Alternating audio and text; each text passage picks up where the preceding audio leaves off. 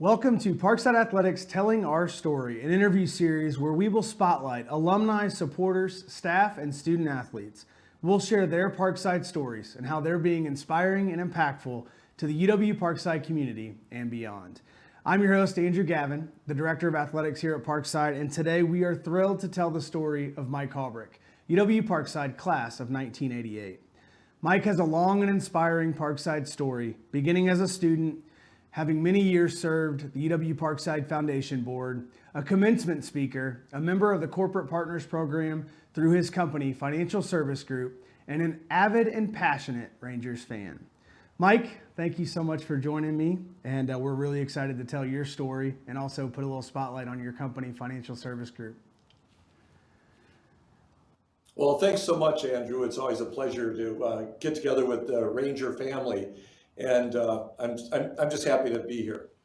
I've got to quickly share a little bit about how far back our relationship goes. Mike was a member of the search committee when I was hired nearly 4 years ago now, and he had the assignment of driving me back to the O'Hare Airport at the end of the day. And the interview was a long day. It was a long kind of grind process, and I was exhausted. And I got in the car with Mike and could feel his energy and passion. And I was like, okay, I'm not done yet. I better bring some energy myself and finish this thing off. Yeah, you didn't know that was part of the plan, Andrew. That was all part of it. I volunteered to drive you back and some of the other candidates because I felt that at the end of a long day, let's face it, the job that you're in right now is a stressful, long day, and sometimes you think the day is over. It's not over, and it wasn't over. Your interview wasn't over until I dropped you off at the curb at O'Hare. So I'm glad that it all worked out, and I'm really glad that you are part of our team. It's outstanding, and the difference you made at Parkside is way beyond I ever imagined. Well, thanks, Mike. I think I took a nap at the gate before boarding the flight, but excited today to tell your story. And let's start with your time as a student. Tell us a little bit about your time as a Parkside student and how that kind of shaped your life. Sure, Andrew. It started. I had two experiences at Parkside, and I like to say that Parkside is a place of opportunity. It's a place of opportunity not only for our students, also for faculty, staff. It really, and that whole theme of opportunity is what I talked about in the commencement speech. But for myself personally, Parkside was a place of opportunity in that I was the first generation of my family that actually went to college beyond just graduating. And I had two experiences at Parkside. In 1976, I started as a traditional student the first couple of years. And it was really the opportunity that Parkside represented. It was affordable. It was in my own backyard. And college was not something that was in my family at all. I didn't really know what I wanted out of college. So the first couple of years I was finding myself, and then I decided to step away from Parkside and figure out what I want to do in my life. Started my business, and then I came back to Parkside as a non-traditional student. So I had the experience on both sides, and I really, again, I appreciate both sides. But when I finished the last, my junior and senior year, I changed my major to business management, and my classes were extremely focused on what I needed for my business. At the end of my experience as a student, I actually had two professors that were doing contract work for our company. And I mean, what an unbelievable experience. So that was my experience as a student, and I call that my first opportunity at Parkside as a student. You know, you're one of our most consistent fans, especially a supporter of our basketball programs, and you've got a basketball behind you there that I think signed by one of our successful NCAA teams. Tell us a little bit about when you started coming to games, and what is it about, you know, coming to D. Simone and watching our teams play that you really enjoy?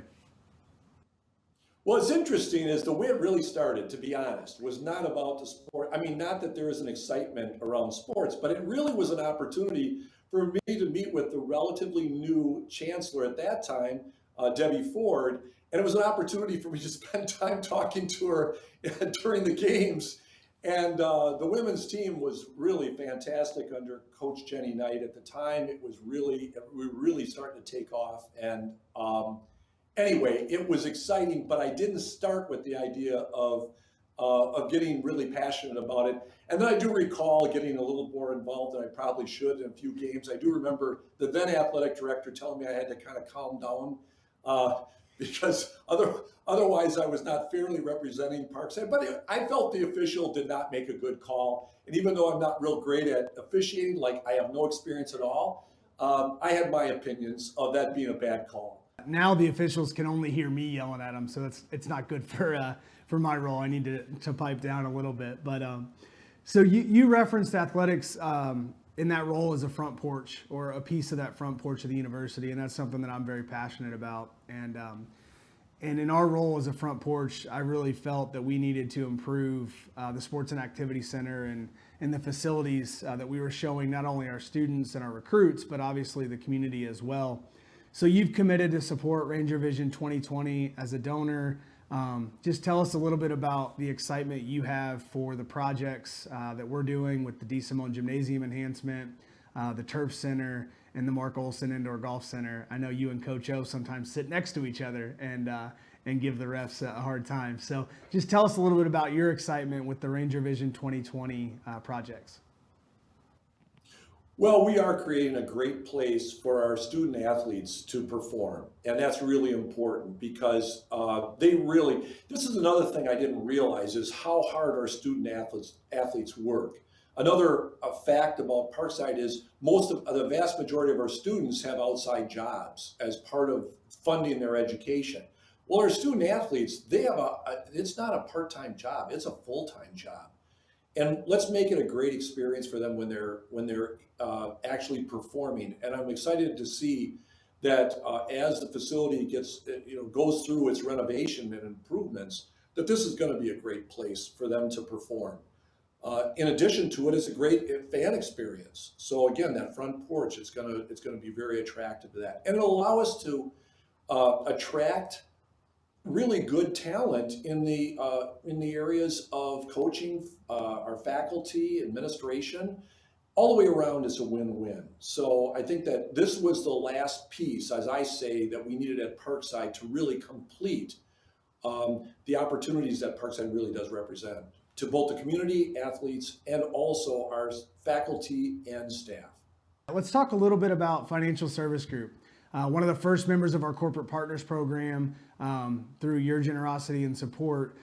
Can you tell us a little bit about your company and the work that you do in our community for your clients? Sure. We specialize, we're a niche firm, we're a financial life planning firm. We're fee only, means we don't charge it, we don't get paid by commissions.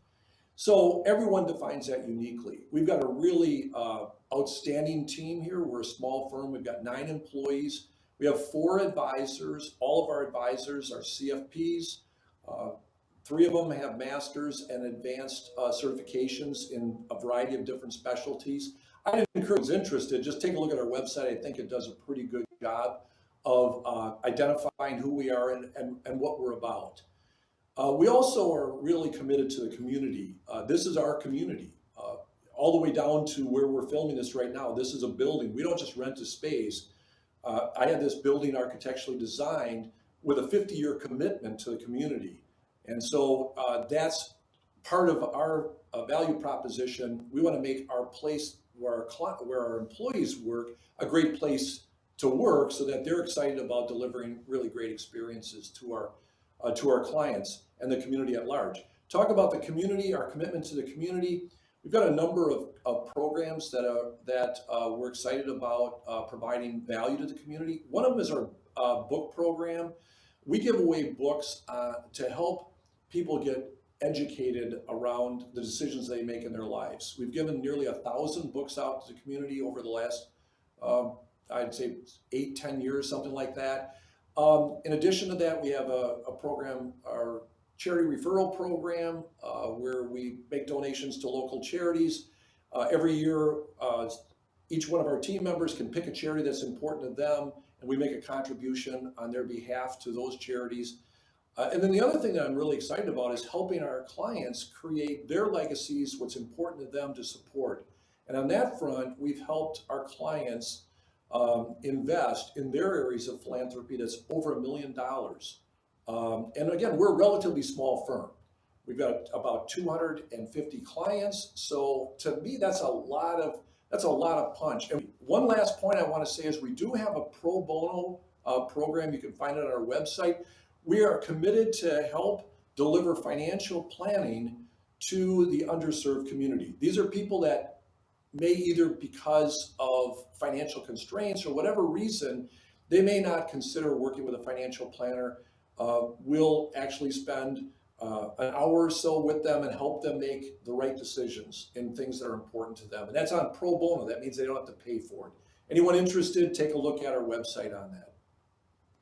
That's awesome, Mike. And you referenced commitment to the community. That's the C in Ranger Impact as one of our core values. And at the heart of that is not only giving back to the community, but building these mutually beneficial relationships with people like you and businesses like yours that are doing good work. So thank you for that. And thank you for joining me and telling us your story.